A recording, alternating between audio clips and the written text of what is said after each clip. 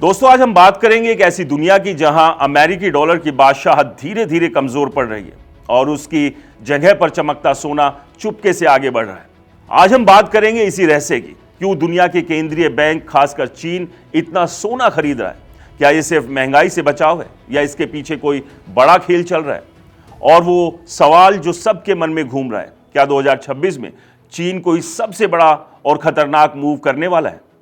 चलिए इस कहानी को समझते हैं आंकड़ों और एक्सपर्ट्स की राय के साथ। सबसे पहले तो ये समझिए कि सोना अब सिर्फ ज्वेलरी या निवेश नहीं रहा, बल्कि दुनिया की रिजर्व करेंसी में दूसरा सबसे बड़ा एसेट बन चुका है। यूरोपियन सेंट्रल बैंक की रिपोर्ट के मुताबिक 2024-25 में सोने ने यूरो को पीछे छोड़ दिया और अमेरिकी डॉलर के बाद नंबर 2 पर आ गया। वर्ल्ड गोल्ड काउंसिल की ताजा डेटा बताती है कि ग्लोबल सेंट्रल बैंक्स के पास सोने का वैल्यूएशन अब करीब 4.5 ट्रिलियन डॉलर तक पहुंच चुका है, जो यूएस ट्रेजरी से भी ज्यादा हो गया है। पिछले 3 सालों से हर साल 1000 टन से ज्यादा सोना खरीदा जा रहा है और 2025 में सितंबर तक 634 टन और जुड़ गया।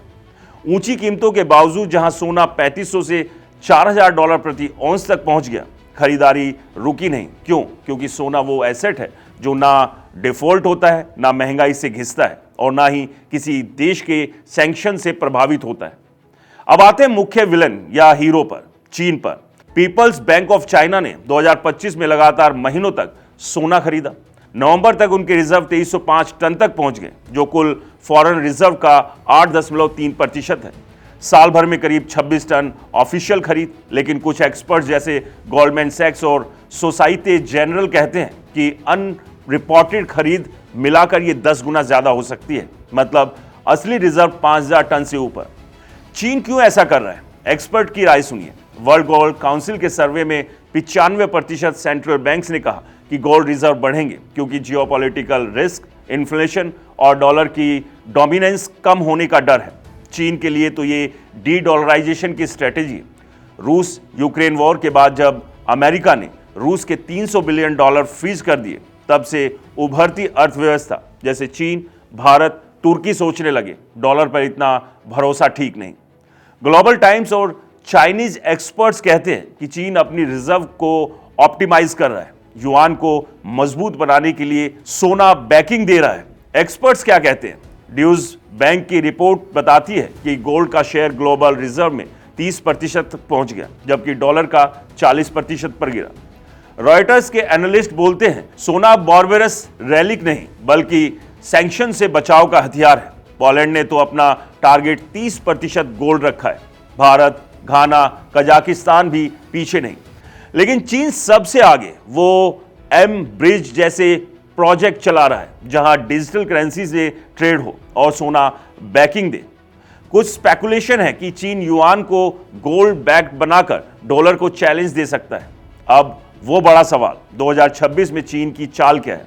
एक्सपर्ट जैसे जेपी मॉर्गन और बैंक ऑफ अमेरिका कहते हैं कि सेंट्रल बैंक डिमांड जारी रहेगी।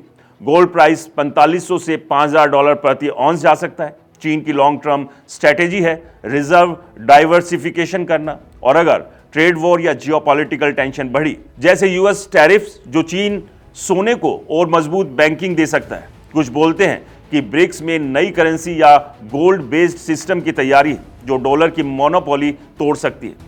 लेकिन यह खतरनाक खेल कितना बड़ा होगा, अभी स्पेकुलेशन है, लेकिन फैक्ट्स में यह कि चीन चुपके से दुनिया की मॉनेटरी पावर शिफ्ट कर रहा है।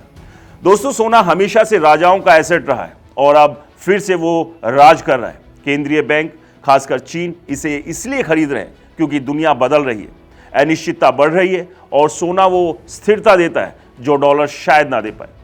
2026 क्या लाएगा? शायद और ज्यादा सोना और ज्यादा पावर शिफ्ट।